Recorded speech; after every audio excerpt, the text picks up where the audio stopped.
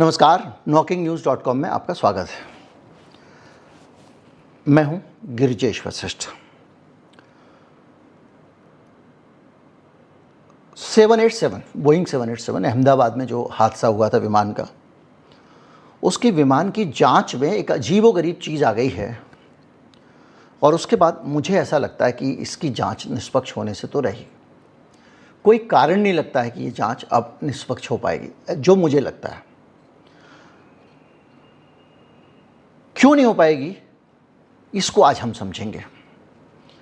क्योंकि कुछ ऐसी चीज़ें हमारे सामने आ रही हैं, कुछ ऐसी बातें हमारे सामने आ रही हैं जो किसी भी समझदार आदमी को सोचने पर मजबूर कर देंगी। बात यह है कि इकोनॉमिक टाइम्स ने एक खबर छापी है और इस खबर से हम चलेंगे और आगे बहुत गहरे खुदाई करेंगे इन चीज़ों की। ये खबर कहती है कि जो विमान हादसा हुआ था उसके अंदर जो ब्लैक बॉक्स लगा था, उसका नाम ब्लैक बॉक्स है, लेकिन वो ब्लैक बॉक्स नहीं होकर ऑरेंज कलर का होता है। उसका रंग ऐसा होता है कि दूर से ही दिखाई दे जाए।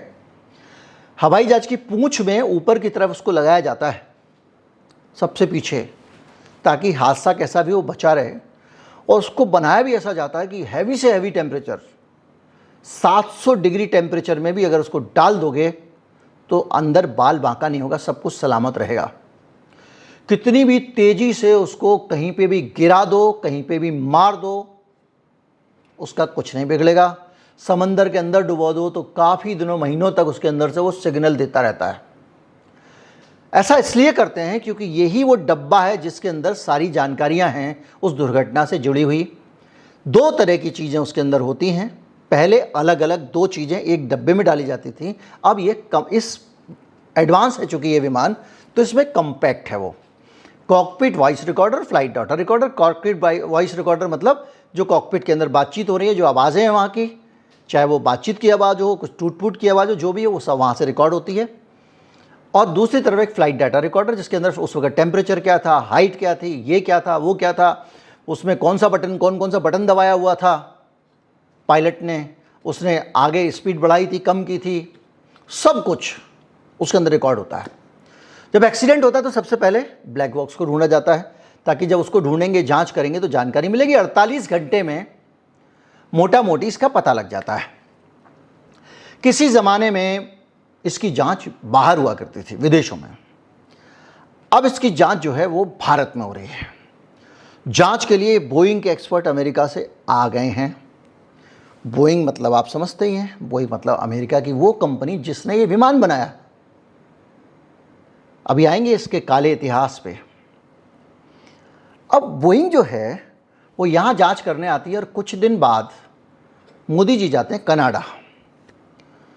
कनाडा में ट्रंप से बात होती है। ट्रंप का आपने देखा, एक विक्रम मिस्री का बयान आया है कि कैसे मोदी जी ने 35 मिनट तक बोला और ट्रंप ने कुछ नहीं बोला उधर से, और वो सब बोल दिया जो पूरा का पूरा हमारे यहाँ सोशल मीडिया पे कह सकते थे हम और भारत के लोगों को खुश कर सकते थे। ट्रंप ने बाद में कह दिया ना, मैं नहीं कराया सीज फायर, खैर उस पर मैं जाऊँगा नहीं। लेकिन वहाँ से मोदी लौट के आते हैं, वहाँ क्या बात हुई क्या नहीं हुई, क्योंकि कीर स्टारमर जो हैं ब्रिटिश प्रधानमंत्री, उनसे कुछ वहाँ पर सोशल मीडिया पे कहा जा रहा है कि कुछ गर्मा गर्मी हुई है मोदी जी की इस दुर्घटना के मसले पे, क्योंकि इसमें ब्रिटिश नागरिक मारे गए थे। सोशल मीडिया पे मैं इसकी पुष्टि नहीं करता हूँ। तो वहाँ से मोदी जी लौट के आते हैं और उसके बाद ये खबर छपती है कि इसके जो ब्लैक बॉक्स हैं ये जांच के लिए अमेरिका भेजे जाएंगे। अब ब्लैक बॉक्स अमेरिका भेजे जाएंगे, ये खबर मुझे थोड़ा सा अखरती है, मुझे अटपटी लगती है कि भाई तुम ब्लैक बॉक्स अमेरिका क्यों भेज रहे हो। तो आप कहोगे तो क्या करें भाई, होगी नहीं फैसिलिटी है। हमने 9 करोड़ रुपए खर्च करके HAL ने एक लेबोरेटरी लगाई है जो एडवांस लेबोरेटरी है, जिसके अंदर AI सिस्टम है। वो किसी भी तरह का जो फ्लाइट रिकॉर्डर है उसके डेटा को डिकोड कर सकती है। वो किसी भी तरह की वॉइस को क्लियर करके सुन सकती है। अंदर अलग अलग आवाज़ें अगर कॉकपिट की हैं उनको अलग अलग कर सकती है। बहुत एडवांस्ड है वो। और वो लेबोरेटरी हमने जो लगाई है ब्लैक बॉक्स पढ़ने के लिए स्पेशली लगाई है। अप्रैल में लगी है वो लेबोरेटरी। 3 महीना पहले हमने अपने यहाँ पे उस लेबोरेटरी का उद्घाटन किया है कि भाई अगर यहाँ पे कभी एक्सीडेंट होगा तो हमें जांच के लिए बाहर नहीं भेजना पड़ेगा, क्योंकि बाहर भेजते हैं तो दूसरी कंपनियों के ऊपर निर्भरता बढ़ जाती है। इकोनॉमिक टाइम्स लिखता है कि ये इसलिए भेजा जा रहा है क्योंकि उसको पढ़ नहीं पा रहे हैं हम लोग, तो ये लेबोरेटरी लगाई जिसका पैसा बेकार गया। पैसा क्या बेकार गया है? तो गद्दारी हुई मुल्क से, इसको भी छोड़ देते हैं। जो कारण बताया गया है इकोनॉमिक टाइम्स ने, वो कारण कहता है कि इसका जो ब्लैक बॉक्स है वो क्षतिग्रस्त हो गया है, दुर्घटना से ब्लैक बॉक्स क्षतिग्रस्त हो गया है। अब आप इससे अंदाज़ा लगाइए कि क्या एक ब्लैक बॉक्स दुर्घटना से क्षतिग्रस्त होना चाहिए? अगर ब्लैक बॉक्स दुर्घटना में क्षतिग्रस्त हुआ है तो ये अपने आप में गंभीर मामला बनता है बोइंग के ऊपर मुकदमा करने का, क्योंकि जो ब्लैक बॉक्स लगाया जाता है उसका मकसद ही ये होता है कि किसी भी हालत में हैवी से हैवी टेम्परेचर में, बड़े से बड़े इम्पैक्ट में, पानी पे गिरने पे डेटा नष्ट नहीं होना चाहिए। और तुम्हारा ब्लैक बॉक्स एक दुर्घटना में नष्ट हो गया। उस दुर्घटना में जिसमें करेंसी नोट भी पूरी तरह से जले नहीं थे, कई तो जिंदा साबुत नोट निकले हैं, 8 लाख रुपए शायद निकले हैं, भागवत गीता की किताब निकली है, और जो 700 डिग्री तक आग पे रख के जला दोगे, 700 डिग्री, सोना पिघल जाता है 700 डिग्री में, उसमें भी जिसका बाल बांका नहीं होता, ऐसा ब्लैक बॉक्स कैसे खराब हो गया कि आपको उसको अमेरिका भेजना पड़ रहा है? और जब आप उसको अमेरिका भेजते हो तो सबसे बड़ा सवाल खड़ा होता है कि ये अमेरिका चाह क्यों रहा है। निश्चित तौर पे हमारे पास में इसको भेजने के और भी रास्ते हो सकते थे, जैसे कि एक ब्लैक बॉक्स अगर भारत में दुर्घटना हुई है तो प्राइमरीली भारत का अधिकार है उसकी जांच करने का। अब हमारे यहाँ का सिस्टम है कि इतने पैसे देके लैब भी लगाई और आप कह रहे हो कि वो पढ़ नहीं पा रही है, तो भैया थर्ड पार्टी को भेजो, फ्रांस को भेज दो, और भी ब्रिटेन को भेज दो। बहुत सारी दुनिया की जगहों पर ऐसी लेबोरेटरीज हैं जो ब्लैक बॉक्स के डेटा को रिट्रीव कर सकते हैं, लेकिन हम अमेरिका भेज रहे हैं। तो क्या डील हुई है भाई कि हम अमेरिका भेज रहे हैं? और मुझे संदेश जो होता है वो इसी आधार पर होता है कि अगर हम अमेरिका भेज रहे हैं तो अमेरिका में इस डेटा के मैनिपुलेशन की बहुत ज़्यादा संभावना है, बहुत ज़्यादा। क्यों? क्योंकि बोइंग एक छोटी मोटी कंपनी नहीं है, उसकी पावर अमेरिका में बहुत बड़ी पावर है। वो अमेरिका में सिस्टम चलाती है, अमेरिका की सरकारें बोइंग के लिए मुजरा करती हैं। बताऊंगा कैसे। पहले ये समझ लीजिए कि बोइंग की ताकत क्या है। बोइंग की ताकत ये है कि वो टॉप 3 मैन्युफैक्चरिंग एक्सपोर्टर्स अमेरिका के जो हैं उनमें से एक है। और हवाई जहाज में आप समझ लीजिए कि कितनी सरप्लस वैल्यू होती होगी, कितना वैल्यू एडिशन होता होगा। 2 रुपए के माल में 2 लाख रुपए बनते होंगे। ऐसा माल बाहर भेजने वाली तीसरी सबसे बड़ी कंपनी है अमेरिका की। 77 अरब डॉलर से ज़्यादा का सालाना रेवेन्यू 2023 में था। उसके बाद का डाटा अवेलेबल नहीं है। अब इस कंपनी में जो ताकत है उसका आप इससे अंदाज़ा लगाइए कि अमेरिका में जो फाइटर जेट वगैरह बाकी बहुत सारी चीज़ों में भी बोइंग का बहुत बड़े रोल है। और अमेरिका का डिपार्टमेंट ऑफ डिफेंस है, उसका ये सबसे बड़ा कॉन्ट्रैक्टर है। इन सब चीज़ों से आप कहोगे कि भाई बड़ी कंपनी है, बिजनेस कंपनी है, आप कैसे कह सकते हो कि ये सरकार को चलाती है? तो इस पे हम आएंगे। ये देखिए F-18 super हार्नेट helicopter, KC-46 tanker, B-52 और B-1 जैसे बम्बर के जो बम गिराने वाले विमान हैं, missile defence system, space system और सैटेलाइट टेक्नोलॉजी जैसी चीज़ें बनाती है अमेरिका के लिए। यानी हथियार कंपनी भी है। और अमेरिका की हथियार कंपनियों का इन्फ्लुएंस कितना होता है इसका आप अंदाज़ा लगाइए। दुनिया में बोइंग एक तरह की सॉफ्ट पावर है। बोइंग के सिविलियन एजेंट दुनिया भर में अमेरिका की ताकत का एक तरह से हिस्सा हैं। और किसी देश को अगर अमेरिका कि सरकार से दबाव डाल के दुनिया भर के देशों में इनके प्रोडक्ट बेचे जाते हैं। और अमेरिका की सरकार के प्रति रवैया आप अच्छी तरह से जानते हैं हमारा।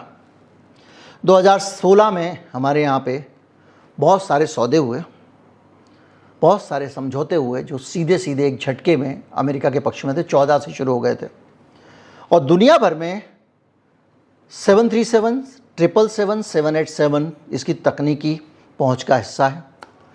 अगर बोइंग कमज़ोर होता है तो अमेरिका की ताकत कमज़ोर हो जाती है। चीन की कॉमेक, यूरोप की एयरबस जैसी कंपनियां छा जाएंगी। एयरबस निकल चुकी है आगे बोइंग से, यूरोप की है, तो एयरबस से भी कंपटीशन चलता है और अमेरिका की सरकार एयरबस के मुकाबले खड़ी हो जाती है।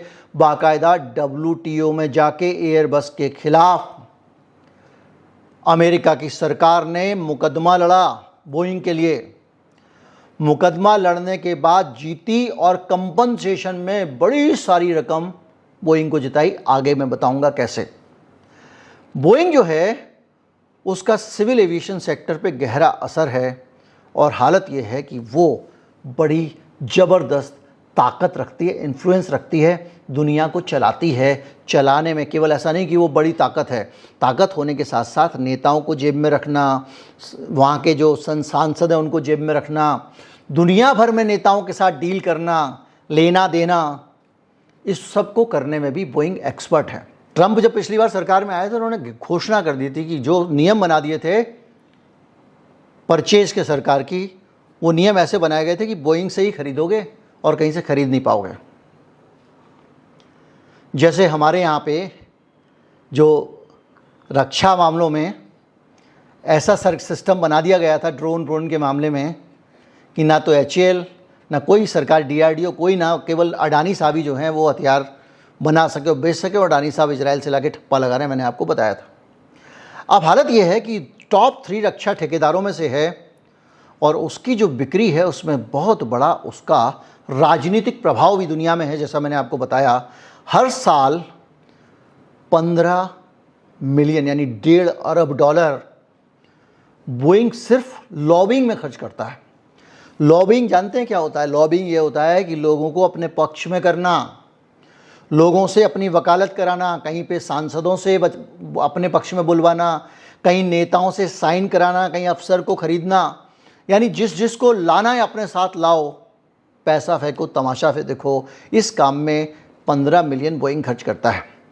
तो ये पूरी जो कथा बोइंग की मैं आपको सुना रहा हूँ, इस कथा का निचोड़ सिर्फ ये है कि बोइंग एक पावरफुल कंपनी है, अमेरिका की सरकार पर नियंत्रण रखती है। ट्रंप ने बोइंग के लिए दुनिया पे सैंक्शन लगा दिए थे, यूरोप पे ख़ास तौर पे, और यूरोप के एयरबस को अमेरिका में घुसने से रोकने के लिए पूरी ताकत ये सरकार लगाती रहती है अमेरिका की। यानी बोइंग अगर फंसता है और दोषी ठहराया जाता है इस दुर्घटना का, तो इसका सबसे ज़्यादा नुकसान किसको होगा? अमेरिका को होगा। और अमेरिका से ज़्यादा बोइंग का अगर नुकसान हुआ तो वो जिन को पाल रहा है वो सब लोग संकट में आएंगे। तो ये बोइंग हमारे ब्लैक बॉक्स की जांच करेगा। तो आप कहेंगे साहब जांच करेगा ना, तो जांच करने से आप ये कैसे मान सकते हो कि वो जांच में भी हेरफेर हो सकता है कि अमेरिका की एजेंसियां निष्पक्ष जांच करें। तो मैं आपको एक पुराने हादसे के बारे में बताता हूं। अमेरिका के एक है FAA, आगे हम इसको FAA बोलेंगे, ये फेडरल एविएशन एडमिनिस्ट्रेशन है, ये एक संस्था है। 737 मैक्स करके एक विमान था बोइंग का। इस विमान में एक बार कुछ दुर्घटना हुई। दुर्घटना होने से पहले जान लें कि 2011 में एक सॉफ्टवेयर लगाया गया इस विमान में, जो इसके विमान के चलाने वलाने में काम करता था। उसका नाम था MCAS, manoeuvring characteristics augmentation system, एक ऑटोमेटिक सॉफ्टवेयर था। वो इस 737 में डाला गया बोइंग के, और उसको डालने के बाद में अब बात आई इसकी टेस्टिंग की कि सिस्टम सही काम करता है कि नहीं करता। जो FAA है उसने सिस्टम को अप्रूव कर दिया बगैर स्वतंत्र समीक्षा के, और जो पायलट ट्रेनिंग होती है उसको भी काफ़ी हद तक कम रखा, सीमित रखा। क्या हुआ, इसका नतीजा अक्टूबर 2018 में, 2016 में इसको अप्रूवल दिया, 2 साल बाद इस सॉफ्टवेयर को 11 में बनाया, 2 साल बाद JT610 एक फ़्लाइट है लॉयन एयर की, इंडोनेशिया में क्रैश हो जाती है, जिसमें 189 लोगों की मौत हो जाती है। और इसका कारण एक सॉफ्टवेयर को बताया जाता है, उसका नाम है MCAS। कौन सा MCAS? जिसको धांधली के साथ अप्रूव कर दिया गया था फेडरल एविएशन एडमिनिस्ट्रेशन ने, और उसके बाद ये साबित हो गया कि FAA को बोइंग अपनी जेब में रखता है। यानी जिन अमेरिका की एजेंसियों और लेबोरेटरी के पास आप इस अपने ब्लैक बॉक्स को भेज रहे हो, उन लेबोरेटरीज़ पे बोइंग का बहुत ज़बरदस्त प्रभाव है। और बोइंग के साथ साथ GE एविएशन एक कंपनी है, वो भी एक रक्षा वगैरह बनाती है, जनरल इलेक्ट्रिकल्स, हमारे यहाँ उसके सामान आते हैं काफ़ी, हमारे यहाँ घरेलू सामान ज़्यादा आते हैं, और एक्सरे वैक्सरे मशीनें भी आती हैं उसकी, मोटी कमाई वाली MRI वगैरह, एक्सरे MRI। उस GE के द्वारा ब्लैक बॉक्स बनाया गया है। इन दोनों कंपनियों का बहुत प्रभाव है। तो क्या होता है कि ये जो एक्सीडेंट हुआ 18 में, 19 में फिर एक एक्सीडेंट हुआ ET302 इथोपियन एयरलाइंस का। पहले वाले में 189 मौतें हुई थी, इसमें 157 मौतें हुई, 157। और इसके अगले साल, बल्कि इसी साल इस दुर्घटना के साथ में ही दुनिया भर में ये जो विमान था बोइंग का, इसको ग्राउंड कर दिया गया कि अब ये विमान उड़ेगा ही नहीं। लेकिन FAA जो है अमेरिका का, वो अमेरिकी संस्थाएं जो हमारे ब्लैक बॉक्स की जांच करेंगी, उसने बहुत देर से कार्रवाई की, उसने नहीं एक्शन लिया इसके ऊपर। दुनिया ने उड़ानी बंद कर दी फ्लाइट, हम नहीं उड़ाएंगे भैया, ये एक्सीडेंट हो जाता है। लेकिन जिस विभाग को एक्शन लेना चाहिए उसने एक्शन नहीं लिया। क्यों? क्योंकि ये अपनी जेब में वहाँ के सिस्टम को रखता है।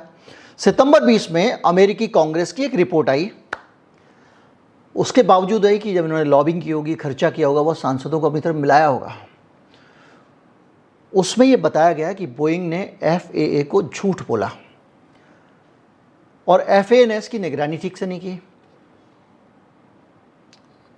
ठीक है, बोला होगा, लेकिन झूठ क्या बोला, निगरानी कैसे नहीं की?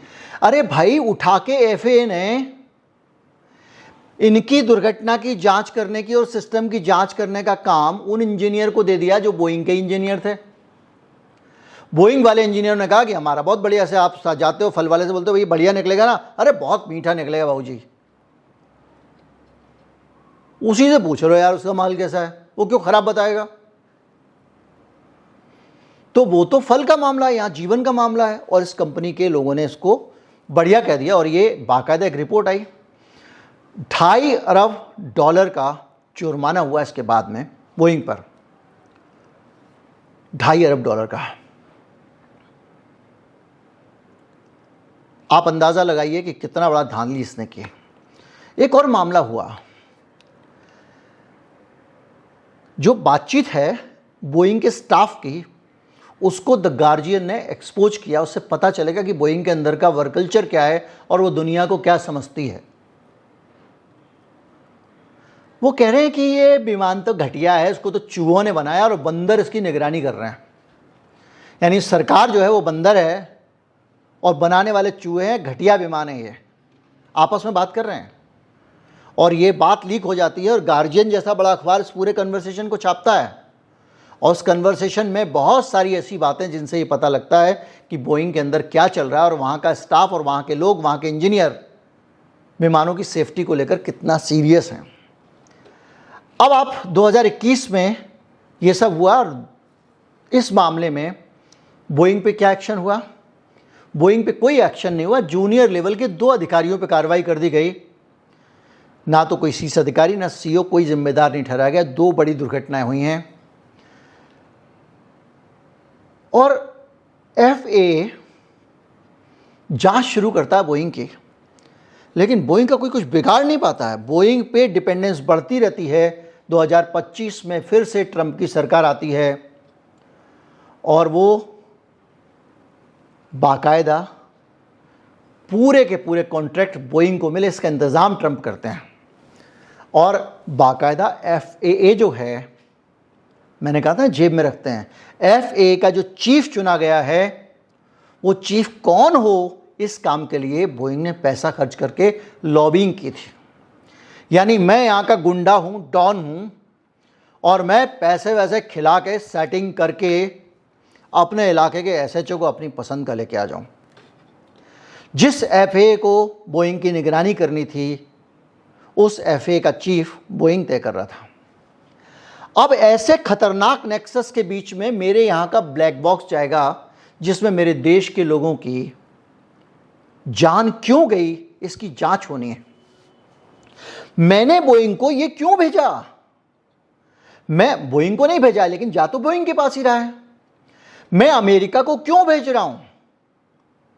पहले तो वो क्षतिग्रस्त कैसे हो गया, यह बड़ा सवाल है। निकलने के बाद 3 दिन तक तो किसी ने कहा नहीं वो क्षतिग्रस्त हो गया है। मोदी जी वहां दौरा करके आते हैं, उसके बाद एक फैसला होता है कि इसको हमको अमेरिका भेजना है, और इसलिए भेजना है, क्षतिग्रस्त हो गया साहब। तो क्षतिग्रस्त हो गया, अपने आप में ये बड़ा सवाल है बोइंग के ऊपर। पहले कभी आपने नहीं सुना होगा कि ब्लैक बॉक्स क्षतिग्रस्त हो गया, पुराने ज़माने से कभी। और उसके बाद उस ब्लैक बॉक्स को जांच करने के लिए, उसका डेटा रिट्रीव करने के लिए अमेरिका भेज रहे हो। बोले हमारे अधिकारियों की निगरानी में होगा। तुम्हारे अधिकारी क्या निगरानी करेंगे, बता लो ज़रा। जो उसके अंदर चिप्स लगी हुई हैं, उसके अंदर से आप कह रहे हो क्षतिग्रस्त हो गया, डेटा रिट्रीव किया जाएगा, तुम क्या कर रहे होगे? पीछे कंप्यूटर बैठे होगे, वो बाइनरी में कुछ लिख रहे होंगे, तुम्हें क्या पता। लेकिन दुनिया को बता रहा नहीं, हमारी निगरानी में हो रहा है, ऐसा नहीं कि वो कुछ गड़बड़ कर दें। चाय पियो भाई साहब, बाहर बैठ के मैं कर रहा हूँ, आप क्या करोगे बैठ के कंप्यूटर में? बैठो, आप बैठो जरा, चाय पियो, आपको क्या पता है इस बारे में। यही होगा ना, वो कहेंगे समोसे भी भिजवा देना, काजू वाजू भी रख देना, और चिंता मत करो, आप चिकन टिक्का भी मिलेगा, आप बैठो बाहर, मैं बनाता हूँ तैयार रिपोर्ट। अब आप इस बात को समझिए, इसमें सारी बातें ये बताती हैं कि किस तरह से इसकी जांच में लापरवाही हुई है। अब आप कहोगे कि साहब क्या करते, उसकी जांच तो करानी है, क्षतिग्रस्त हो गया, हमारी लेबोरेटरी ठीक है ख़राब निकल गई, उसमें हम उसको पढ़ नहीं पा रहे हैं, जबकि एडवांस लेबोरेटरी है, आप खुद ही कह रहे हो एडवांस है, और उसको हम पढ़ भी नहीं पा रहे हैं। तो आप पढ़ नहीं पा रहे हो एडवांस लेबोरेटरी में, तो आप बाहर भेज रहे हो, समझ में आता भाई, ठीक है। लेकिन जब आप वहाँ भेज रहे हो, तो आपको भैया ये तो देखना चाहिए कि हम वहाँ क्यों भेज रहे हैं, अमेरिका में क्यों भेज रहे हैं। अगर BEA फ्रांस, AAIB UK ये तटस्थ है ना, थर्ड पार्टी है, पहला अधिकार तो मेरे देश में दुर्घटना हुई मेरा, अगर मेरी नहीं है काबिलियत, तो मैं भाई थर्ड पार्टी से जांच कराऊंगा ना। जिस आदमी के, जिस घर के आदमी ने मेरे को घुसंड मारा है, उसकी मारपीट की जांच के लिए अगर मैं कुछ नहीं कर पा रहा हूं, तो मैं कम से कम जो है किसी तीसरे आदमी को बोलूंगा, या उसी के भाई को बोल दूंगा, और भाई भी ऐसा जो उसके इशारों पे नाचता है। मैंने आपको बताया कि WTO के अंदर बाकायदा मुकदमा किया सरकार ने अमेरिका की, बोइंग को फायदा दिलाने के लिए, और उसको फायदा दिलाने के लिए मुकदमा करने के बाद कि भैया उसने कुछ सब्सिडी दे दी है यूरोप ने अपनी विमान कंपनी को, ताकि वो हमको पीट सके, इसलिए WTO में चले गए। WTO में अमेरिका ने पूरी ताकत लगा के मुकदमा जीता, और बहुत सारे यूरोपियन कंट्रीज पे मोटा सैंक्शन लगा के पैसे बनाए। अमेरिका की सबसे बड़ी ताकत सैंक्शन है, और जिस दिन डॉलर की ताकत निकल जाएगी, सैंक्शन की ताकत निकल जाएगी। ये आप अच्छी तरह से जानते हैं। रूस ने डॉलर की ताकत को ख़त्म करके सैंक्शन की ताकत की धज्जियाँ उड़ा दी। खैर, अगर ये दोनों चीज़ें, हमारे पास 2 थर्ड पार्टी हैं, और ये दोनों एयरबस जो है यूरोप से आता है, तो निश्चित तौर पे बोइंग का प्रभाव वहाँ कम होगा। तो वहाँ से एक आपको निष्पक्ष जांच मिल सकती थी। लेकिन जिस FAA की भूमिका, जिस देश की भूमिका संदिग्ध है, उसको आप ब्लैक बॉक्स भेज रहे हो। तो अब बहुत सारी ज्ञान की बातों के बीच में एक चीज़ तो स्पष्ट हो गई ना, कि हमारे यहाँ का जो ये डेटा गया है, इस डेटा पे मुझे शक क्यों है, और ये जो यहाँ से ब्लैक बॉक्स जा रहा है, मुझे क्यों लग रहा है कि इसमें कुछ हो सकता है। जिस कंपनी के लिए अमेरिका की सरकार, अमेरिका की अथॉरिटी, अमेरिका के सारे लोग लगे रहते हैं बचाने के लिए, जिस कंपनी का दागी इतिहास है, जो कंपनी अरबों डॉलर लॉबिंग पे खर्च करती है, उस कंपनी के अपने इलाके में अपने लोगों के बीच में उस FAA के अंडर में जिसका चीफ कभी बोइंग ने लॉबिंग करके तय करवाया था, आप अपना ब्लैक बॉक्स भेज रहे हो। क्यों भेज रहे हो? अगर अमेरिका का बहुत बड़ा इंटरेस्ट प्रभावित होता है, अमेरिका को बोइंग के बदनाम होने से या बोइंग के पकड़े जाने से मोटा नुकसान हो सकता है, तो अमेरिका की सरकार क्यों चाहेगी कि उसका बोइंग बदनाम हो? क्यों चाहेगी? और वो ऐसी कोई जांच करके रिपोर्ट क्यों देगी जिससे उसका बोइंग डूब जाए? अगर डूब रहा होगा, बोइंग फंस रहा होगा, एक्सपोज हो रहा होगा, उसकी बिक्री पर असर पड़ता होगा, तो भी सरकार वहां की रिपोर्ट में कुछ ना कुछ तो करेगी ना। तो निष्पक्ष जांच की उम्मीद हम जिस देश से कर ही नहीं सकते हैं। हर पैरामीटर पे अमेरिका में ब्लैक बॉक्स भेजना, जांच के साथ खिलवाड़ करना है, उसके बावजूद सरकार भेज रही है। और यही सबसे बड़ी चिंता की बात है जिसके कारण मेरा बल जला है।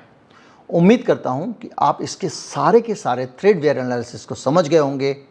आप जान गए होंगे कि किस तरह से एक पावरफुल लेबोरेटरी भारत में होते हुए भी उस लेबोरेटरी का इस्तेमाल ना करके एक क्लॉज लगा के कि साहब डैमेज हो गया है, क्षतिग्रस्त हो गया है, एक ऐसी चीज़ जिसको क्षतिग्रस्त होना ही नहीं चाहिए, जो होती नहीं है, तो उसको आप भेज रहे हो अमेरिका। अब ये सारी बातें अगर मैं समझ सकता हूँ, एविएशन की दुनिया का बच्चा बच्चा जानता है, पूरी दुनिया जानती है, ब्रिटेन जानता, अमेरिका जानता है, पूरी दुनिया की एविएशन की दुनिया के लोग जानते हैं कि बोइंग की हुकूमत किस तरह अमेरिका में चलती है, किस तरह अमेरिका का राष्ट्रपति बोइंग के लिए काम करता है। उसके बावजूद अगर मेरी सरकार वहाँ भेज रही है तो ऐसे ही नहीं भेज रही है। अब क्यों भेज रही है, इसके पीछे की क्या कहानी है, इसके बारे में मुझे नहीं पता है, लेकिन मैं इतना ज़रूर कहूँगा कि भेजना रिस्की है। अगर जांच निष्पक्ष चाहिए तो थर्ड पार्टी को भेजना चाहिए था, नहीं भेजा है तो क्यों नहीं भेजा है? मूर्ख आप हो नहीं, दाल में कुछ काला है। उम्मीद करता हूँ वीडियो आपको अच्छा लगा होगा। अच्छा लगा हो तो ज़्यादा से ज़्यादा लोगों तक पहुँचाएं। दूसरे चैनल पे एक से एक बढ़िया वीडियो आ रहे हैं, अगर नहीं सब्सक्राइब किया तो कर लें। नमस्कार, जय हिंद।